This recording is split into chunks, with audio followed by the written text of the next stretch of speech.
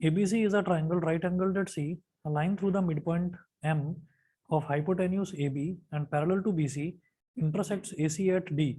Show that D is the midpoint of AC. Second, MD is perpendicular on AC. Third है CM is equal to MA is equal to half AB. तो सबसे पहले एक right triangle बनाएंगे. इन्होंने बोला ABC is a triangle right angled at C. ABC एक ऐसा ट्राइंगल है जिसमें राइट एंगल 90 डिग्री का एंगल C पर बन रहा है. ठीक है, तो मैं पहले राइट ट्राइंगल बना लेता हूँ एक.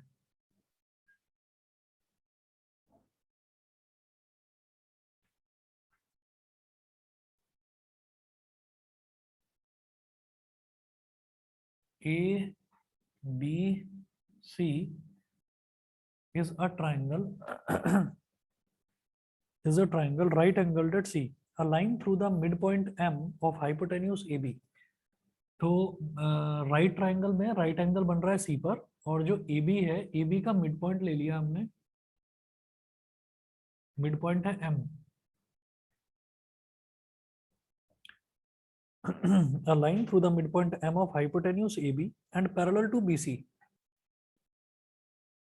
ठीक है,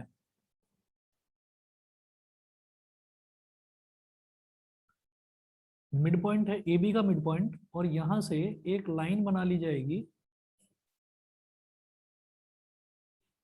AB का मिड पॉइंट M है, एक लाइन बना ली जो कि BC के पैरेलल है. ठीक है, a line through the midpoint M of hypotenuse AB and parallel to BC intersects AC at D. तो ये D को इंटरसेक्ट, मतलब AC को पॉइंट D पर इंटरसेक्ट कर रहा है, और show that D is the mid point of AC. ये तो समझ में आ ही गया होगा. ठीक, तो फर्स्ट पार्ट देखिएगा इसका. फर्स्ट पार्ट में ये पूछ रहे हैं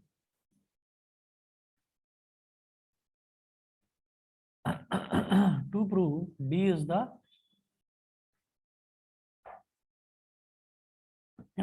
to prove D is the midpoint of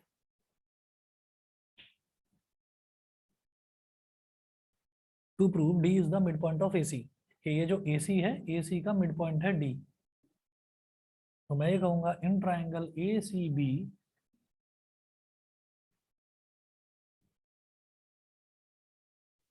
in triangle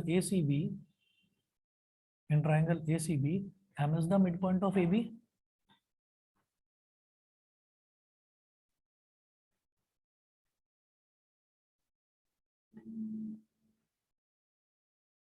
M is the midpoint of AB and DM is parallel to CB and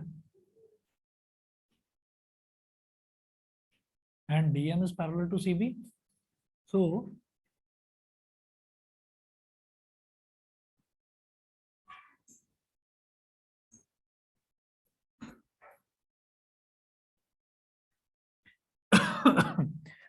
so by midpoint theorem, D is the midpoint of AC. D is the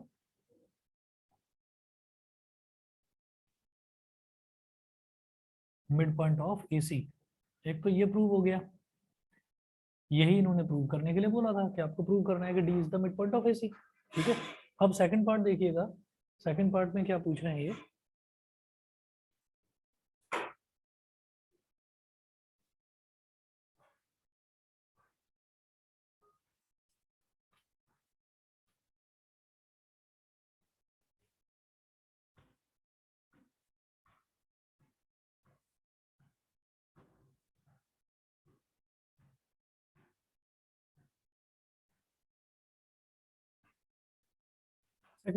second part में क्या है कि MD is perpendicular on AC. To prove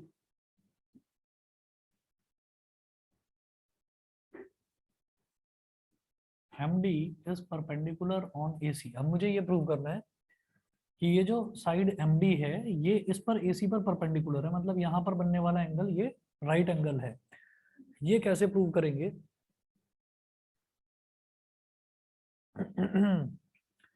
MD is perpendicular on AC.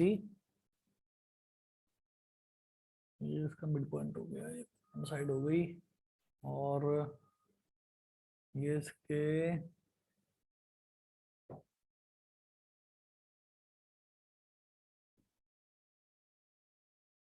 क्या करें, ये इसके equal है. M D is perpendicular on A C अगर प्रूव करना है, मतलब ये वाला एंगल 90 डिग्री हो जाए, तो ये वाला एंगल 90 डिग्री कब होगा? अगर ये एक मैं दो ट्रायंगल बना लूँ, ये वाला ना,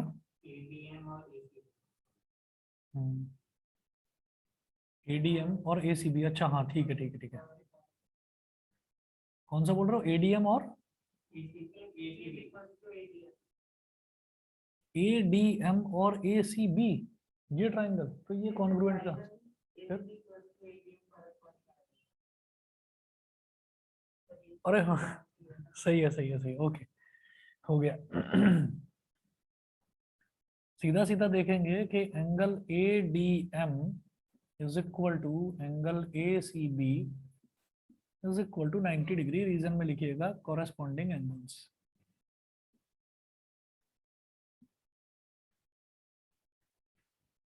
कॉरेस्पॉन्डिंग एंगल्स बिकॉज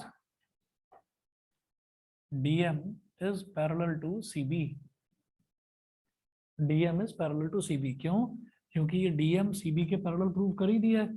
तो इसका मतलब जब इस वाली पैरेलल लाइन के साथ में यहाँ ऊपर की तरफ एंगल 90 डिग्री का है, तो इस पैरेलल लाइन के साथ में भी ऊपर की तरफ एंगल 90 डिग्री का ही होगा। ठीक है, it implies that MD is perpendicular on AC. ये हो गया प्रूफ। उसके बाद थर्ड पार्ट देखिए, थर्ड पार्ट में क्या प्रूव करना है। थर्ड पार्ट में हमें प्रूव करना है C M is equal to M A is equal to half A B.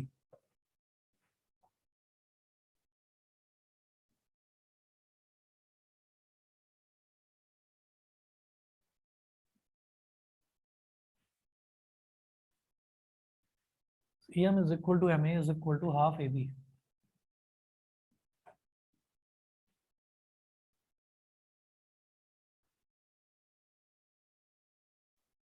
अब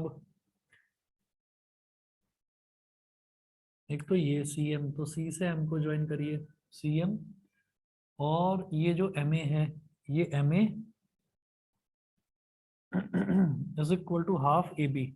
ये चीज प्रूव करनी है कि ये हाफ ए बी के बराबर है। तो एम ए तो हमें पता ही है कि एम ए तो ए बी का आधा है ही, क्योंकि M is the mid point of A B. ठीक है, अब कुल मिलाकर ये प्रूव करना है कि ये जो एम ए है और ये जो सी एम है ये इक्वल होगा, हो जाएगा इक्वल। आप ये देखिए, जब ये एंगल 90 डिग्री है तो ये वाला एंगल भी तो 90 डिग्री होगा, लीनियर पेयर। तो यहाँ पर लिखिएगा कि angle A D M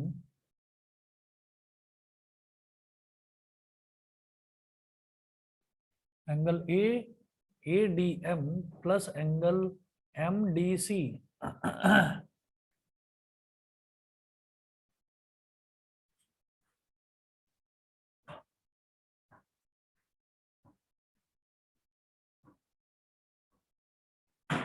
angle ADM plus angle MDC is equal to 180 degree, ये लीनियर पेयर हो गया।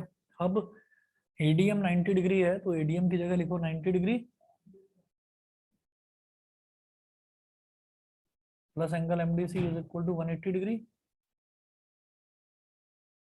तो angle MDC is equal to 180 degree minus 90 degree, तो angle MDC is equal to 90 degrees. ये चीज हो गई।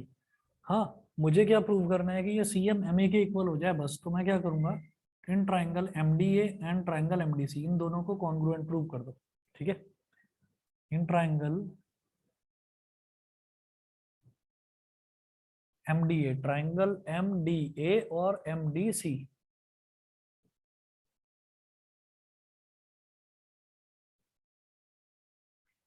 ट्राइंगल एम डी ए और ट्राइंगल एम डी सी। अब आप ये देखिएगा, जब मैं एम डी ए और एम डी सी की बात कर रहा हूँ तो इन दोनों ट्राइंगल्स में एक ये बीच वाली साइड एम डी तो दोनों में कॉमन हो गई, तो हम कहेंगे M D is equal to M D common side. हाँ, कुछ कह रहे हो? M D is equal to M D, ये तो हो गई कॉमन साइड। फिर है M D A is equal to M D C, angle M D ए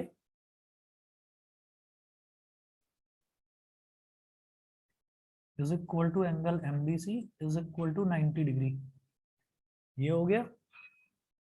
उसके बाद मैं ये कहूंगा कि D A is equal to D C, D A is equal to D C because D is the midpoint of AC.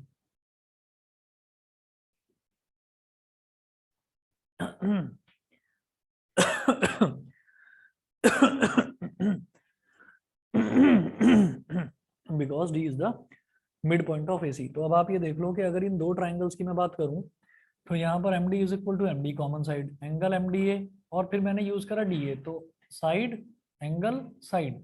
इस triangle की बात करें तो साइड एंगल साइड, तो एस एस कॉन्ग्रुएंसी क्राइटेरिया हो गया। ठीक है, तो हम यहाँ लिखेंगे by S S congruence criteria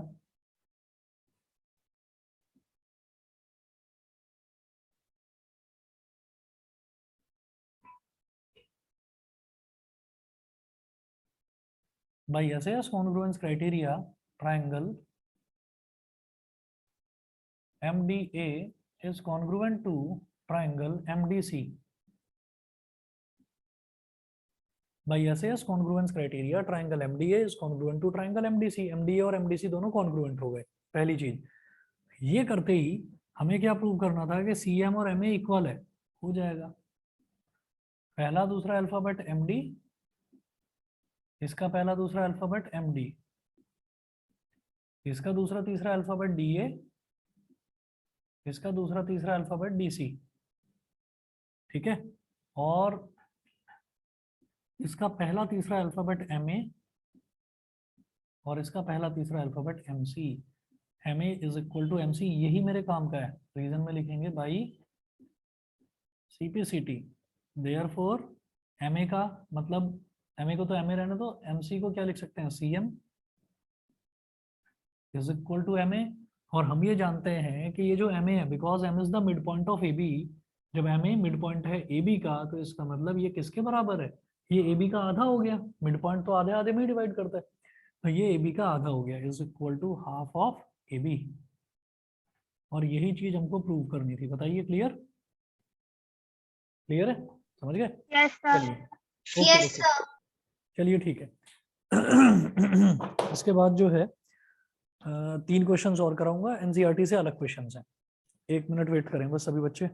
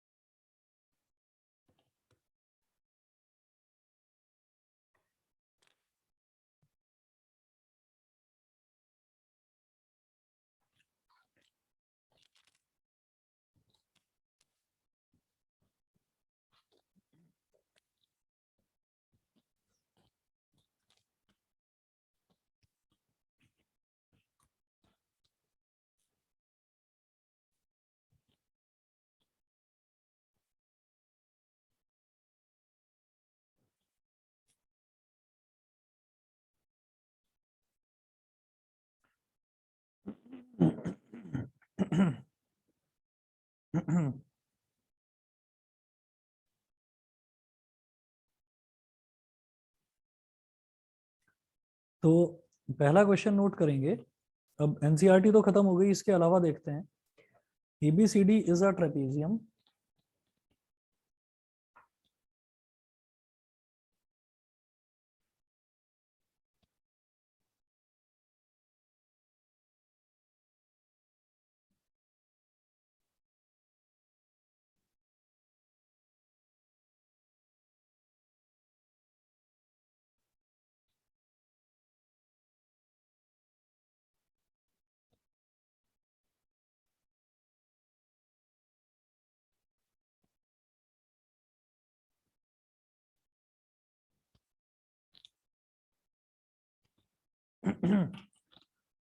ABCD is a trapezium in which AB is parallel to CD.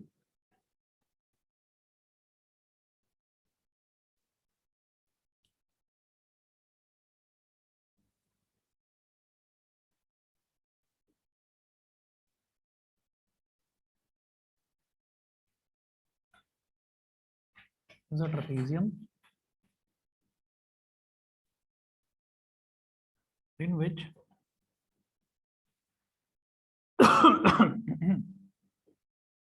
AB is parallel to CD. Full stop. आगे दिया है क्वेश्चन में E is the midpoint of AD, F is the midpoint of BC. E is the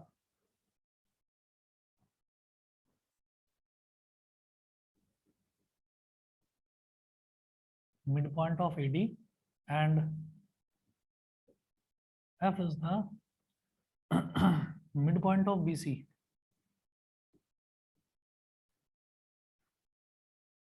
And F is the midpoint of BC.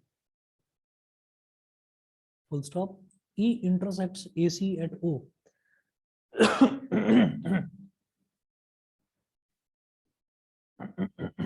E intersects AC at O. E intersects AC at O. Full stop. If AB is equal to 6 centimeter, CD is equal to 10 centimeter.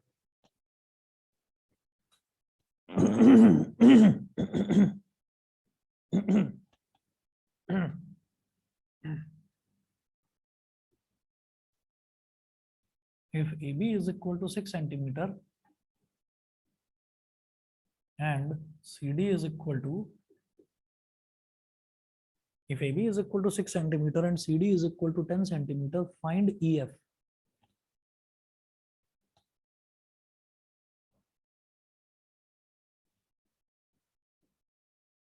Find EF. ठीक है, ये question दे रखा है, इसके हिसाब से पहले तो डायग्राम बनाएंगे.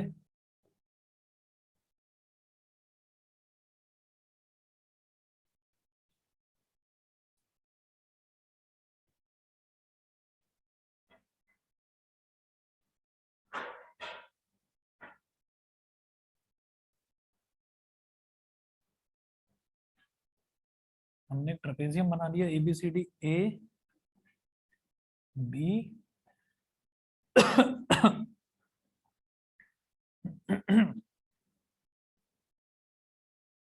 या ऐसे लिखो AB, नहीं तो कुछ गलत लगेगा.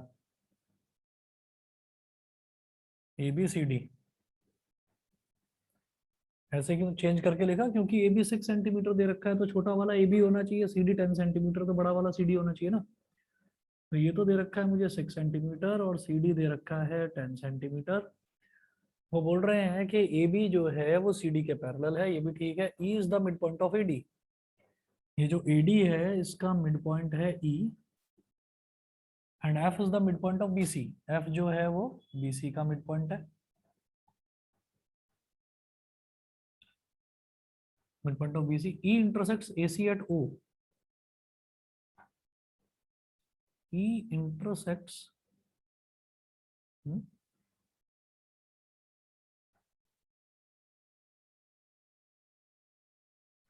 E is the नहीं, E कोई लाइन तो है ही नहीं, E तो पॉइंट है. और AC at O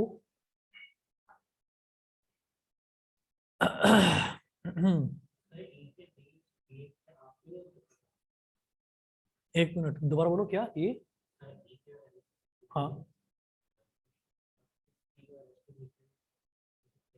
C और F कहाँ पर है? अच्छा हाँ F तो ये है ना. देखो इन्होंने दे रखा है E is the mid point of AD, तो AD का मिड पॉइंट ही है, ये दे दिया.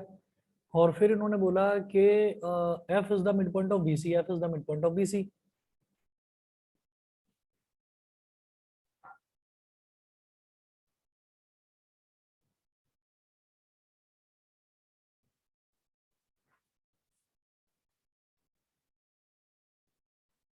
अगर इसको पलट कर बनाए, अभी आप चेंज मत करना, ऐसे लिख दें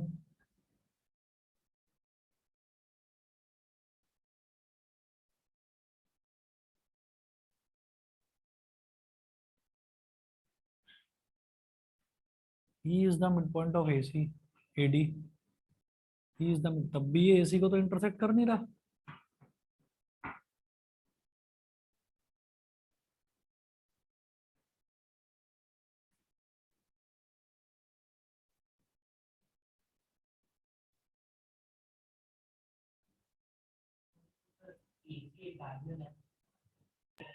सर AC ऐसा तो नहीं डायगोनल सर है। कि एसी कनेक्टेड है, एसी की सर एक देखो लाइन खींच दी गई और ई उसे फिर सर बीच में से काट रहा हो इंटरसेक्ट। देखो मैं ऐसा कह रहा था कि इन्होंने बोला ई is the mid point of, E is the mid point of AD, F is the mid point of AC BC। तो A से C तक पहले लाइन को जोड़ना है। अब हो सकता है उन्होंने बोला E intersects AC at O, तो ये जो क्वेश्चन है ना, इसमें ना या तो ये क्वेश्चन अधूरा लिखवाया है, क्या है, E intersects AC at O, इसका मतलब ये होगा कि E से ड्रॉ करने वाली कोई लाइन जो है वो AC को O पर इंटरसेक्ट कर रही है। क्यों? क्योंकि E तो एक पॉइंट है, वो या तो इस लाइन पर लाई करेगा या इस लाइन पर लाई करेगा, दोनों पर एक साथ तो लाई कर नहीं सकता। तो ऐसा होगा, a line from E intersects AC at O, ऐसा होगा। तो हम क्या करेंगे, E और F को ना ज्वाइन कर देंगे ऐसे।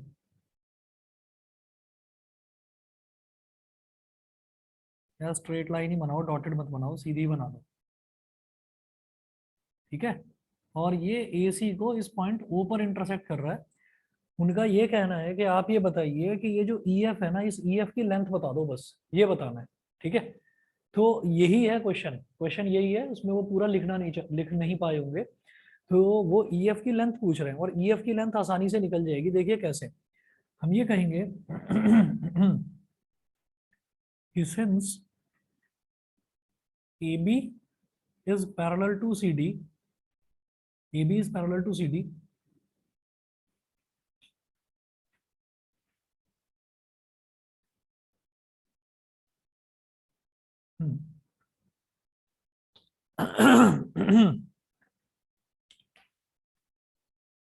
ये इसका मिड पॉइंट है। EF को कैसे पैरेलल प्रूव करूं कि EF जो है,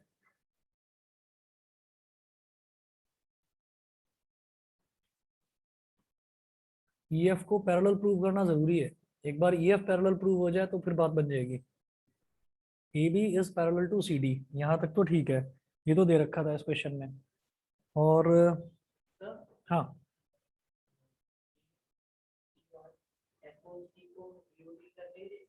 दोबारा बोलो कैसे, ए, हाँ, AOE और FOC वर्टिकली अपोजिट एंगल हो गए। और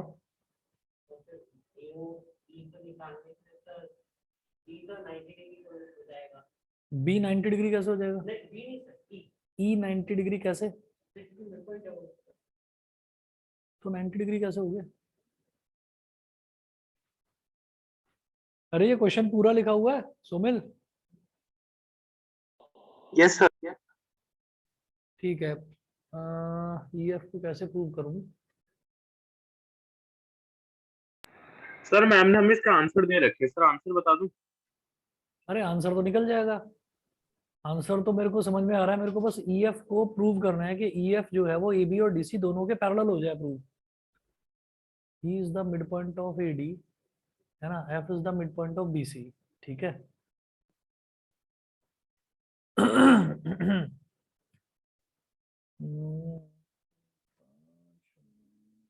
आंसर 8 सेंटीमीटर दे रखा होगा।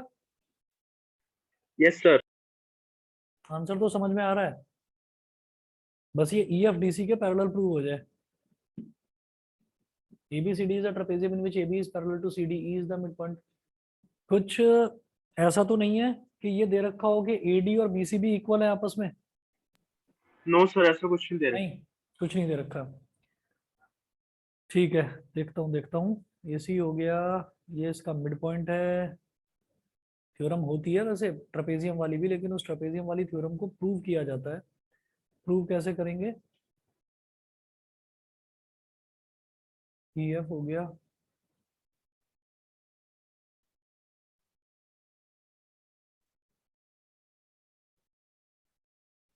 ये इसका मिड पॉइंट है, ये इसका मिड पॉइंट है,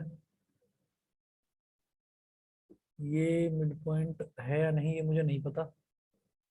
E intersects AC at O, a line from E intersects AC at O, और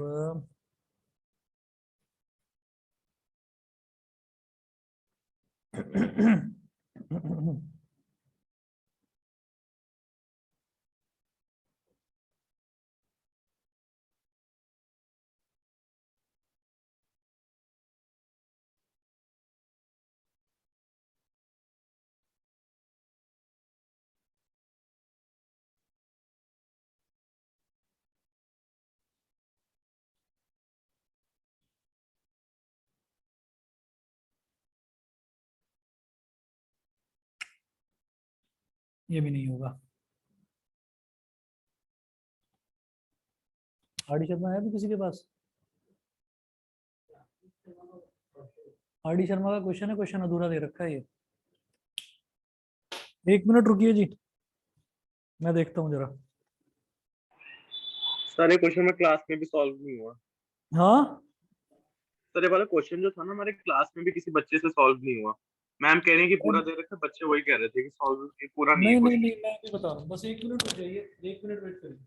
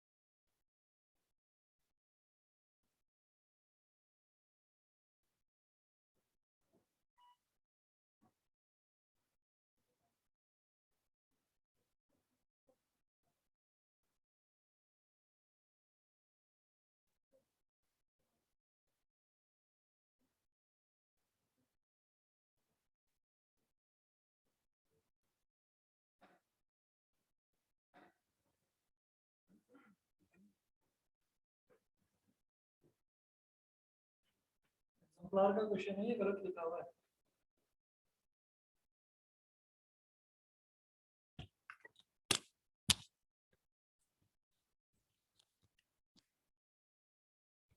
हमसे कह देना एक बार सॉल्व करके दिखा दो। Okay sir. और मैं बता रहा हूँ आपको इस क्वेश्चन में गलती क्या है। क्वेश्चन में थोड़ी बहुत चीज उन्होंने चेंज करी है, वो क्या चेंज करा है वो देखिएगा।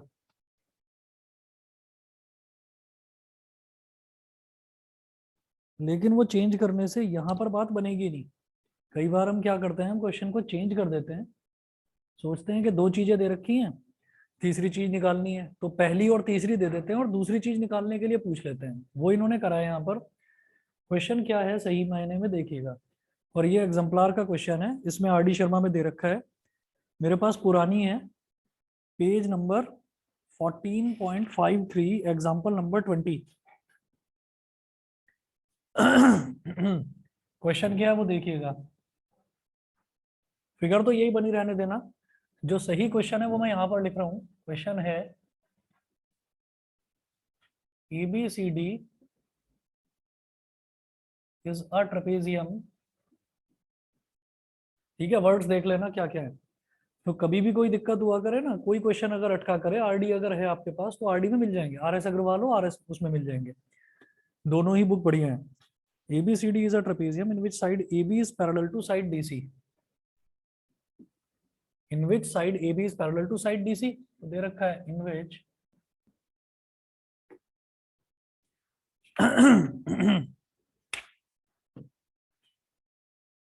AB is parallel to DC।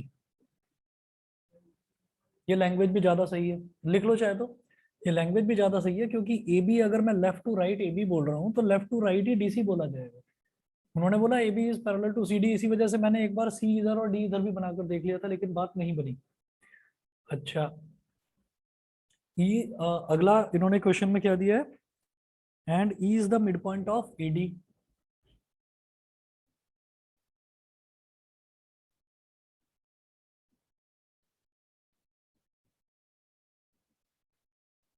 E is the midpoint of AD,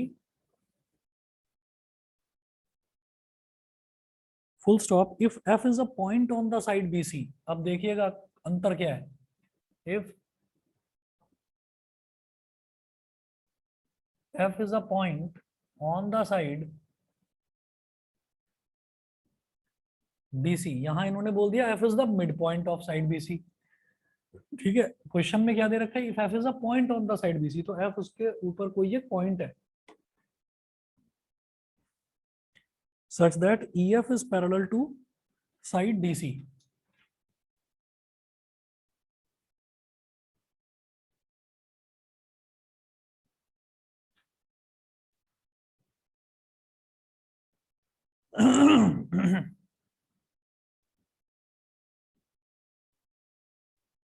such that EF is parallel to side DC, such that EF is parallel to side DC।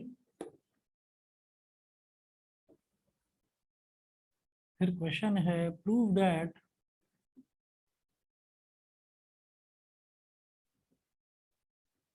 F is the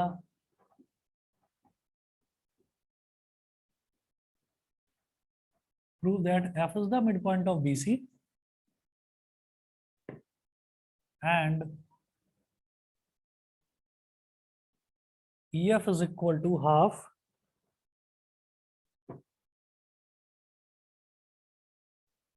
AB plus DC। सही question ये है। और जो इन्होंने question दिया है, इस question को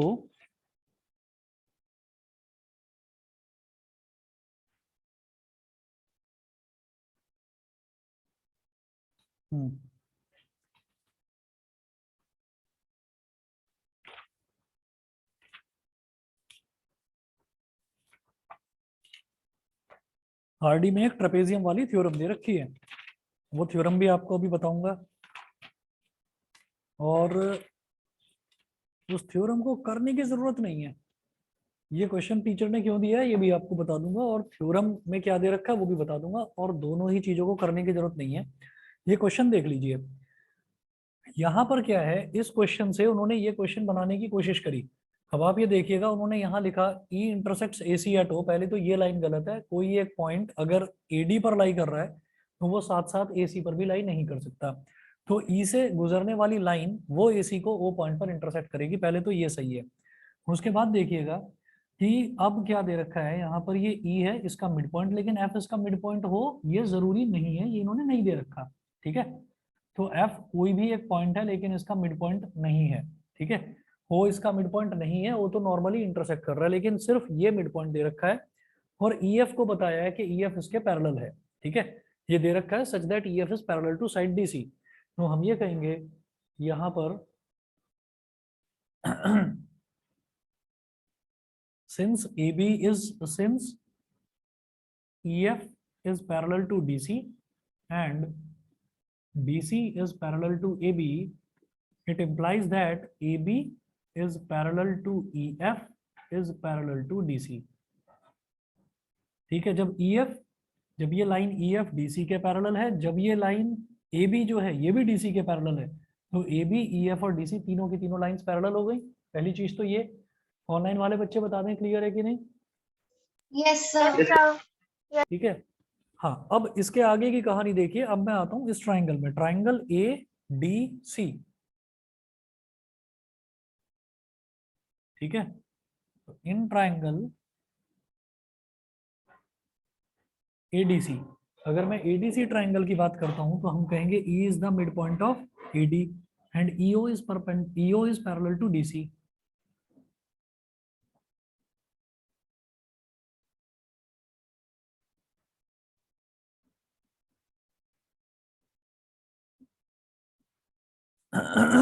E is the midpoint of AD and EO is parallel to DC। अच्छा, क्योंकि EF DC के पैरेलल है तो EO उसी का तो हिस्सा है, तो EO तो DC के पैरेलल होगा ही होगा। So by mid point theorem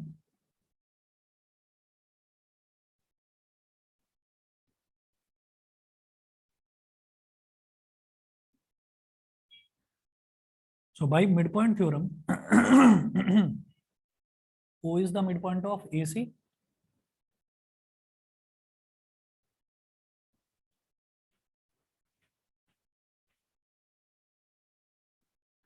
O is the midpoint of AC and EO is equal to half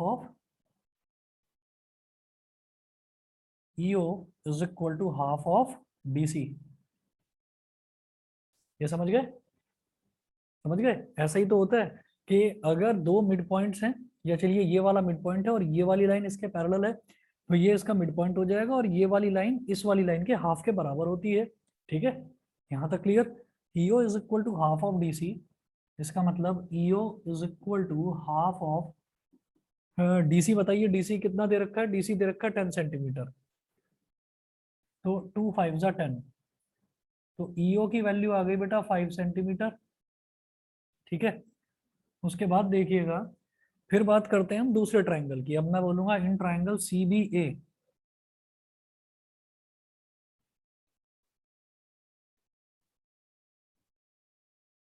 in triangle CBA triangle में ये होगा कि F is the mid point, sorry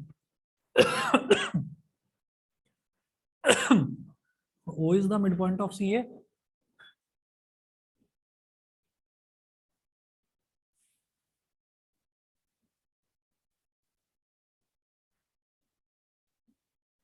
O is the midpoint of CA and OF is parallel to AB।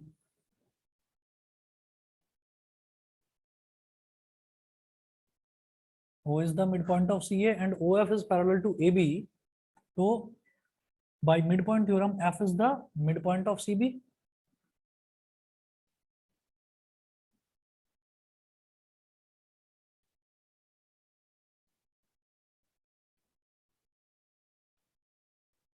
So by midpoint theorem F is the midpoint of CB, sorry।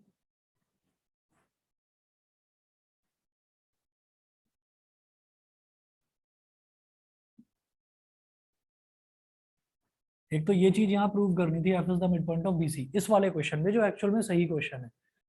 इस पर आते हैं, F is the midpoint of CB, ये prove हो गया। और दूसरा मैं बोलूंगा कि जब ये O इसका मिडपॉइंट और ये वाली लाइन इसके पैरेलल, तो by midpoint theorem OF is equal to half of AB, parallel lines है, तो OF is equal to half of AB।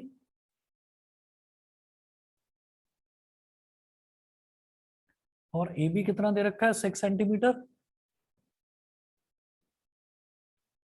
Half multiplied by 6, तो 2 3 जा 6, कितना हो गया? 3 सेंटीमीटर। अब वो पूछ रहे हैं कि आप बताइए EF की लेंथ कितनी है। तो अगर मैं EO और OF, ये पूरा का पूरा एक स्ट्रेट लाइन के ही तो दो टुकड़े हैं, दोनों को अगर ऐड कर दूं तो पूरा EF की लेंथ निकल जाएगी। ठीक है, तो EF कितना हो गया,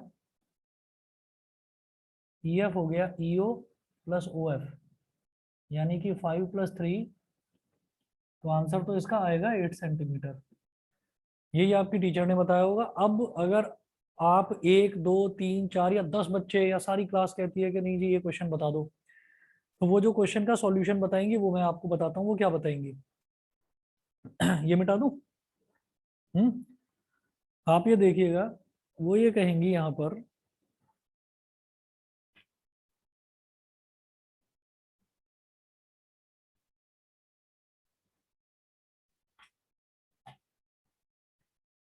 कि whenever we join the midpoints of two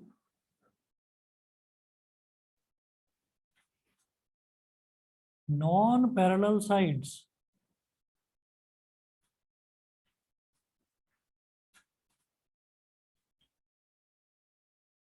of a trapezium, then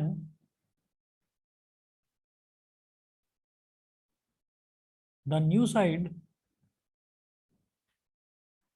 is parallel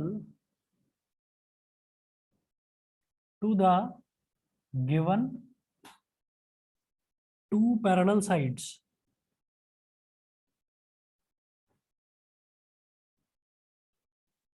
ठीक है, इसको कहते हैं ट्रेपेजियम की मिड पॉइंट थ्योरम। जैसे हमने मिड पॉइंट थ्योरम किसमें देखी, ट्रायंगल में देखी, तो इसको इसको कहा जाता है ट्रेपेजियम की मिड पॉइंट थ्योरम। और ये ट्रेपेजियम की मिड पॉइंट थ्योरम आरएस में दे रखी है, आरडी में दे रखी है, एनसीईआरटी में नहीं है। अगर एनसीईआरटी में नहीं है तो इसका मतलब ये हमारे सिलेबस में नहीं है। ठीक है, तो वो आपको ये बताएंगे कि ट्रेपेजियम, अच्छा अगर हम ये कहें कि ट्रेपेजियम की मिड पॉइंट थ्योरम, तो फिर ट्रेपेजियम की मिड पॉइंट थ्योरम उन्होंने सोमिल आपको क्लास में करवाई भी होगी। ठीक है, और मुझे लगता है करवाई नहीं होगी, नहीं करवाई बाकी सर। आप, हाँ बाकी आप पूछ लेना। वो ट्रेपेजियम की मिड पॉइंट थ्योरम ही बताएंगे, क्योंकि है क्या कि हमारे पास कोई दो चीजें होनी चाहिए। जैसे यहाँ पर इन्होंने बोला कि ई इसका मिड पॉइंट है, एफ इसका मिड पॉइंट है ट्रेपेजियम का। ठीक है भाई, अगर ट्राइंगल होता, सोचो ये ट्रेपेजियम ना होता पूरा का पूरा एबीसीडी, ये ट्राइंगल होता, तो दो साइड्स का अगर मिड पॉइंट दे दिया होता तो मैं लाइन को ज्वाइन करके सीधा बोल देता कि ये पैरेलल है थर्ड साइड के। ठीक है, लेकिन ट्रेपेजियम, ट्रेपेजियम में मिड पॉइंट थ्योरम नहीं पता मेरे को। ट्रेपेजियम क्या हो गया, क्वाड्रिलेटरल हो गया ना, तो उसकी मिड पॉइंट थ्योरम हमें नहीं पता। हालांकि उसकी मिड पॉइंट थ्योरम प्रूव करी जा सकती है, आरडी में भी दे रखा है, आरएस में भी दे रखी है वो थ्योरम, लेकिन एनसीईआरटी में और आपके सिलेबस में वो थ्योरम नहीं है। तो उस हिसाब से आप अगर देखें तो अगर इसमें ये है कि अगर ट्रेपेजियम की मिड पॉइंट थ्योरम हमें आती है तो हम ये कहेंगे E is the mid point of AD, F is the mid point of BC, दोनों को ज्वाइन करेंगे तो E F will be parallel to the given two parallel sides. Given two parallel sides क्या है, ए बी और DC. तो फिर A B E F और डीसी तीनों पैरेलल हो जाएंगे, और पैरेलल होते ही फिर फटाफट हम ये कहेंगे कि ये इसका मिड पॉइंट है, ये वाली लाइन इसके पैरेलल है, तो O will be the mid point of AC and EO is equal to half of DC. Similarly ये एफ इसका मिड पॉइंट है और ये ओ एफ जो है वो ए बी के पैरेलल है, तो हम बोलेंगे कि O will be the mid point of A C, वो तो हमें पता ही चल चुका है। तो ये जो है ये इसका आधा हो जाएगा, तो 10 का आधा 5, 6 का आधा 3, 5 + 3 टोटल 8 हो गया। ठीक है, तो वो उन्होंने ये सोचकर, वो भूल गई कि उन्होंने ट्रेपेजियम की मिड पॉइंट थ्योरम आपको कराई नहीं है, आपके सिलेबस में भी नहीं है, उन्होंने ये सोचकर ये क्वेश्चन दिया है। मोरोवर ये क्वेश्चन ये भी गलत है कि ई इंटरसेक्ट्स एसी एट ओ। ठीक, तो इस वजह से क्वेश्चन में करेक्शन तो दो हैं, और थ्योरम जो है वो आपके किसी के भी सिलेबस में नहीं है। सही क्वेश्चन ये है, क्योंकि इसमें उन्होंने पहले से ये बोला है कि F is a point on side BC, F को मिड पॉइंट नहीं बोला, और पहले से ये दे दिया कि E F is parallel to side DC, कि ई एफ डीसी के पैरेलल है। हमारा यही सबसे बड़ा मुद्दा था कि अगर ये वाली साइड हमें पैरेलल मिल जाती तो फिर बात बन जाती। ठीक है ना, बताइए क्लियर? Yes, sir. चलिए जी, यस बाकी सर। के दो क्वेश्चन जो हैं आपके कल करवाता हूँ मैं। ठीक है, आज इतना ही करेंगे। Okay sir. Okay Yes. Thank you, sir. Thank you, okay. Sir thank you. excuse me, sir. हाँ जी बेटा बताइए। सर आप मेरी 9:15 क्लास ले लेना। हाँ ठीक है, ठीक है। Okay, sir. Thank you, sir. Okay okay okay okay.